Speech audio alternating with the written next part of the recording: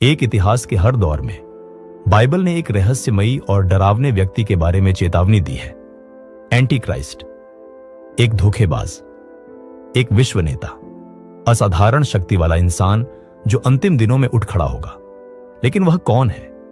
क्या वह पहले से ही हमारे बीच है, छायाओं में छुपकर चलता हुआ, या फिर उसका आगमन अभी आने वाले भविष्य में है?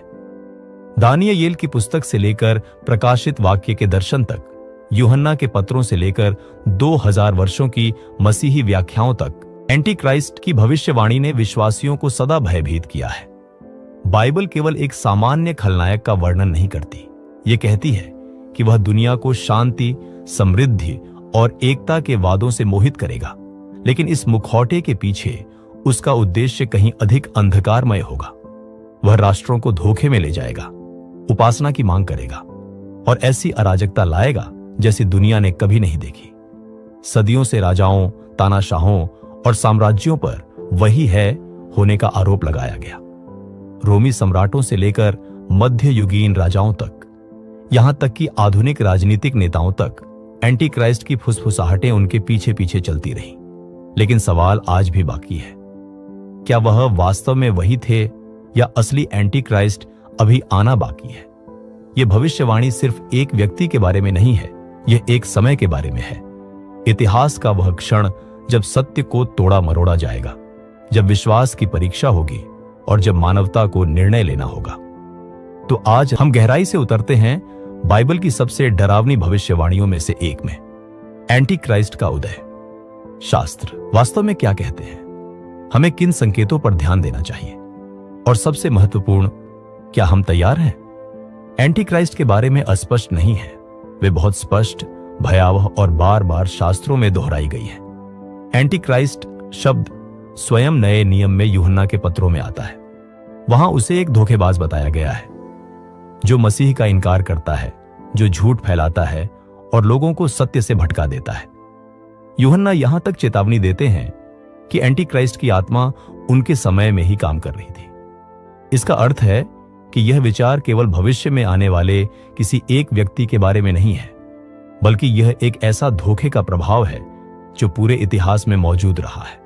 लेकिन सबसे जीवंत और डरावनी छवियां बाइबल की अपोकैलिप्टिक अंत समय से जुड़ी पुस्तकों में मिलती हैं, दानियेल और प्रकाशित वाक्य में। प्रकाशित वाक्य में एंटी क्राइस्ट को समुद्र से निकलते हुए पशु के रूप में दर्शाया गया है। इस पशु को भयावह शक्ति और वैश्विक अधिकार से युक्त बताया गया है, एक ऐसा व्यक्ति जो पूरी दुनिया को चकित कर देगा। प्रकाशित वाक्य कहता है कि लोग कहेंगे, पशु के समान कौन है? कौन है जो उससे युद्ध कर सके? वह उपासना की मांग करेगा और नियंत्रण लागू करेगा, यहां तक कि अर्थव्यवस्था पर भी। कोई भी बिना उसकी मुहर के न तो खरीद सकेगा और न ही बेच सकेगा। दानियेल नबी ने प्रकाशित वाक्य से सदियों पहले एक ऐसे शासक को देखा था जो परमेश्वर के विरुद्ध उठ खड़ा होगा। वह उसे निर्दयी, बुद्धिमान और चालाक राजा बताते हैं, जो स्वयं को हर देवता से ऊपर उठाएगा। दानियेल कहते हैं कि वह घमंडी बातें बोलेगा, राष्ट्रों को धोखा देगा और विश्वासियों को रौंद डालेगा। इन पदों से एक स्पष्ट चित्र उभरकर सामने आता है। एंटी क्राइस्ट पहले नजर में किसी राक्षस जैसा नहीं लगेगा। सतह पर वह आकर्षक, यहां तक कि महान प्रतीत होगा। प्रभावशाली और अधिकार वाला व्यक्ति जो लोगों को एक करने और शांति के वादों से उन्हें जीतने में सक्षम होगा।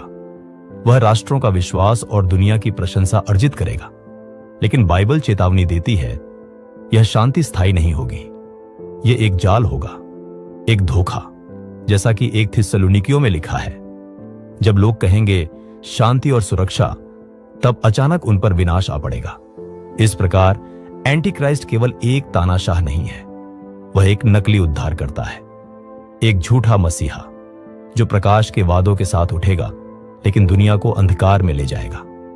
3 शुरुआत से ही विश्वासियों ने यह सवाल पूछने की कोशिश की है, आखिर एंटी क्राइस्ट कौन है? मसीह के बाद की पहली सदियों में मसीही लोग रोमी साम्राज्य की छाया में जीते थे। निर्दयी सम्राट जैसे नीरो, जिन्होंने प्रारंभिक कलीसिया पर अत्याचार किए, मसीहियों को जिंदा जलाया और शेरों के सामने फेंक दिया। ऐसे लगते थे मानो वे ही उस भविष्यवाणी का पूरा चित्र हो। नीरो की क्रूरता और घमंड इतना कुख्यात था कि कई लोग मानते थे वह मरने के बाद फिर लौटकर एंटी क्राइस्ट बनेगा। सदियां बीतने के साथ शक की दिशा बदल गई। मध्ययुगीन काल में जब रोम की कलीसिया और सुधारकों के बीच तनाव बढ़ा तो कुछ ने दावा किया कि पेपेसी ही एंटी क्राइस्ट है। उन्होंने भ्रष्टाचार, राजनीतिक शक्ति और वेटिकन की अपार संपत्ति को पशु के चिन्ह के रूप में देखा। कुछ ने तो यहां तक कहा कि भविष्य में कोई विशेष पोप विश्वासघात करेगा और भीतर से ही विश्वास को नष्ट करेगा। समय के साथ नए नाम सामने आए। 19वीं सदी की शुरुआत में जब नेपोलियन बोनापार्ट सत्ता में आया, राष्ट्रों को जीतते हुए, स्वयं को सम्राट घोषित करते हुए और पूरे यूरोप का नक्शा बदलते हुए, तो बहुतों ने सोचा वही एंटी क्राइस्ट है। उसकी महत्वाकांक्षा असीम थी, उसका करिश्मा असंदिग्ध और उसके युद्धों ने पूरे संसार को हिला दिया। फिर 20वीं सदी में सबसे ज्यादा जुड़ा नाम था एडोल्फ हिटलर। सत्ता में उसका उठना, उसकी उग्र भाषण शैली और वैश्विक प्रभुत्व की उसकी सनक बाइबिल की चेतावनियों से भयावह रूप से मिलती जुलती थी। पूरी दुनिया ने देखा कैसे लाखों लोग उसकी अंधभक्ति में डूब गए और कैसे उसने अकथनीय पैमाने पर विनाश और मृत्यु फैलाई। और यह यहीं नहीं रुका। आधुनिक समय में भी लोग उंगली उठाते हैं। कुछ राजनीतिक नेताओं को संदेह की दृष्टि से देखते हैं, कुछ विश्व संगठनों को दोषी ठहराते हैं। स्पष्ट है कि हर पीढ़ी ने अपने सबसे अंधकारमय शत्रुओं, सबसे शक्तिशाली शासकों और सबसे भ्रष्ट व्यवस्थाओं को देखकर सोचा है, क्या यही वही है? क्या एंटी क्राइस्ट आखिरकार आ चुका है? लेकिन डरावना सवाल आज भी बाकी है, क्या एंटी क्राइस्ट इतिहास में केवल एक व्यक्ति था, या यह धोखे की आत्मा है जो युग दर युग बार बार प्रकट होती रही है? पहला चिन्ह है, वह एक बड़ा धोखेबाज होगा। शास्त्र कहता है कि वह झूठे चमत्कार और अद्भुत काम करेगा। ऐसे संकेत दिखाएगा कि सच्चे विश्वासियों के लिए भी असली और नकली में फर्क करना कठिन हो जाएगा। लोग मानेंगे कि उसके पास ईश्वरीय शक्ति है, लेकिन वास्तव में उसके कार्य नकली होंगे। ऐसे भ्रम जिनका उद्देश्य मानवता को पथभ्रष्ट करना होगा, जैसा कि 2 थिस्सलुनीकियों में लिखा है। उस अधर्मी का आगमन शैतान के प्रभाव के अनुसार होगा, हर प्रकार के झूठे चमत्कार, चिन्ह और अद्भुत कामों के साथ। दूसरा चिन्ह है वैश्विक प्रभाव। साधारण शासकों की तरह वह केवल एक राष्ट्र तक सीमित नहीं रहेगा, बल्कि सीमा पार उठेगा और राष्ट्रों को अपने अधीन करेगा। प्रकाशित वाक्य में लिखा है, उसे हर गोत्र, जाति, भाषा और राष्ट्र पर अधिकार दिया गया। कल्पना कीजिए एक ऐसे व्यक्ति की जो पूरी दुनिया की निष्ठा जीत ले, शांति और एकता की बातें करे, लेकिन धीरे धीरे सबको अपने नियंत्रण में बांध ले। तीसरा चिन्ह है विश्वासियों पर अत्याचार।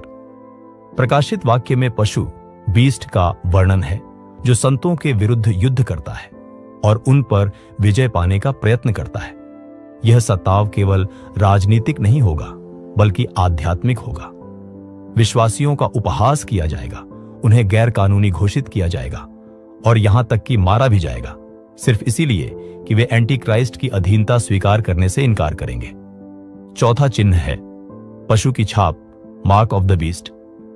प्रकाशित वाक्य 13 कहता है, उसने सबको, छोटे बड़े, धनी निर्धन, स्वतंत्र और दास, उनके दाहिने हाथ या माथे पर एक चिन्ह लेने के लिए बाध्य किया, ताकि कोई भी उस चिन्ह के बिना न तो खरीद सके न ही बेच सके।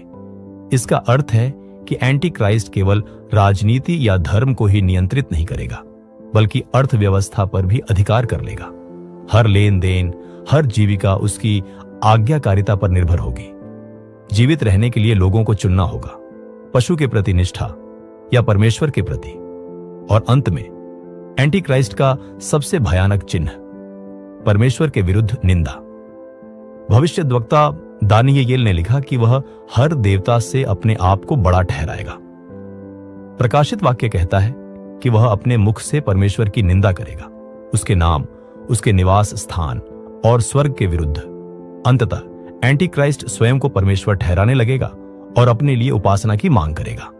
कल्पना कीजिए एक ऐसा शासक जो शांति का वादा करे, लेकिन धीरे धीरे आपके जीवन के हर हिस्से पर अधिकार कर ले, आपकी संपत्ति, आपकी स्वतंत्रता, आपकी उपासना तक। बाइबल चेतावनी देती है कि एंटी क्राइस्ट इसी तरह उठेगा। पहले उद्धारकर्ता की तरह दिखाई देगा, पर अंततः सत्य का सबसे बड़ा शत्रु साबित होगा। 4 सदियों से एंटी क्राइस्ट की छवि हर पीढ़ी के डर के साथ बदलती रही है, और आज आधुनिक दुनिया में इस भविष्यवाणी का अर्थ क्या है, इस पर नई नई थ्योरीज सामने आई है। सबसे आम विचार इसे वैश्विक राजनीति से जोड़ता है। बहुत से मसीही मानते हैं कि वह भविष्य का कोई विश्व नेता होगा, या शायद पूरा का पूरा कोई संगठन जो किसी बड़े संकट के समय उठ खड़ा होगा। कल्पना कीजिए, वैश्विक अराजकता का एक पल, आर्थिक पतन, युद्ध, महामारी। अंधकार से एक नेता उभरता है जो समाधान लेकर आता है और राष्ट्रों को अपने अधिकार के अधीन एकजुट कर देता है। बहुतों के लिए यह उद्धार जैसा लगेगा, लेकिन बाइबल चेतावनी देती है कि ऐसा ही झूठा उद्धारकर्ता एंटी क्राइस्ट की शक्ति का साधन बनेगा। एक और थ्योरी प्रौद्योगिकी, टेक्नोलॉजी की ओर इशारा करती है। प्रकाशित वाक्य का पशु का चिन्ह, हाथ या माथे पर एक निशान जिसके बिना कोई खरीद बिक्री नहीं कर सकता, ने लोगों को सोचने पर मजबूर किया है कि क्या यह आधुनिक पहचान प्रणालियों से जुड़ा हो सकता है। कुछ लोग डरते हैं कि माइक्रोचिप्स, बायोमेट्रिक स्कैन या डिजिटल आईडी एक दिन वैश्विक अर्थव्यवस्था को नियंत्रित करने के लिए इस्तेमाल किए जाएंगे। जो सुविधा के रूप में शुरू होगा वह पूर्ण निगरानी, टोटल सर्वेलेंस में बदल सकता है। क्या यह भविष्यवाणी उस समय का वर्णन कर रही है जब प्रौद्योगिकी स्वयं एंटी क्राइस्ट का उपकरण बन जाएगी? तीसरी थ्योरी झूठे धर्म पर केंद्रित है।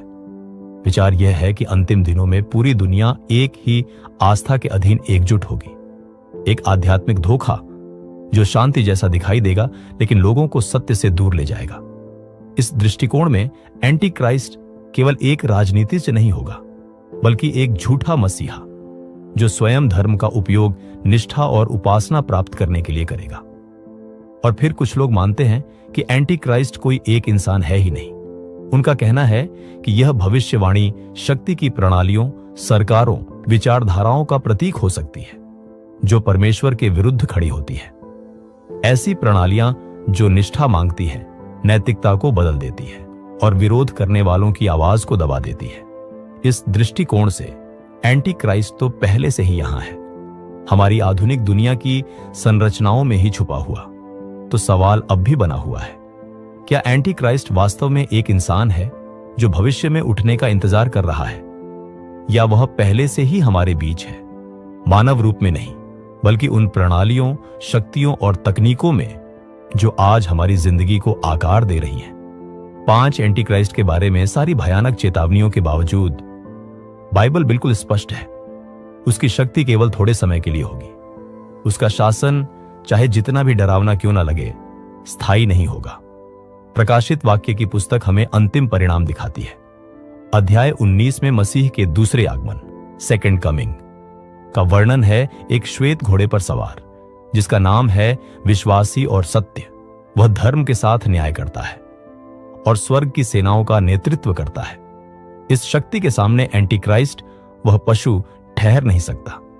प्रकाशित वाक्य घोषित करता है, और वह पशु पकड़ लिया गया और उसके साथ वह झूठा भविष्यद्वक्ता भी, जिसने उसके सामने चिन्ह दिखाए थे। उन्हीं चिन्हों के द्वारा उसने उन लोगों को धोखा दिया था जिन्होंने पशु की छाप ली थी और उसकी मूरत की पूजा की थी। वे दोनों जीवित ही जलते हुए गंधक की आग की झील में डाल दिए गए। यह क्षण अंतिम सत्य को प्रकट करता है। एंटी क्राइस्ट चाहे जितना भी शक्तिशाली हो, वह केवल अस्थायी है। वह धोखा दे सकता है, विनाश फैला सकता है और यहां तक कि अजेय प्रतीत हो सकता है, लेकिन अंत में मसीह स्वयं उसे पूरी तरह पराजित करते हैं। और यही इस भविष्यवाणी का केंद्र है। यह निराशा की कहानी नहीं है, यह आशा की कहानी है। हर धोखे की चेतावनी के साथ एक विजय का वचन भी है। हर अंधकार के वर्णन के साथ यह आश्वासन भी है कि प्रकाश अंततः प्रकट होगा। अंत में प्रकाश सदा अंधकार पर विजय पाता है। एंटी क्राइस्ट चाहे उठे, उसका पतन निश्चित है। और आज हमारे लिए संदेश बिल्कुल साफ है, धोखे से सावधान रहो, लेकिन यह कभी मत भूलो कि अंतिम विजय पशु की नहीं,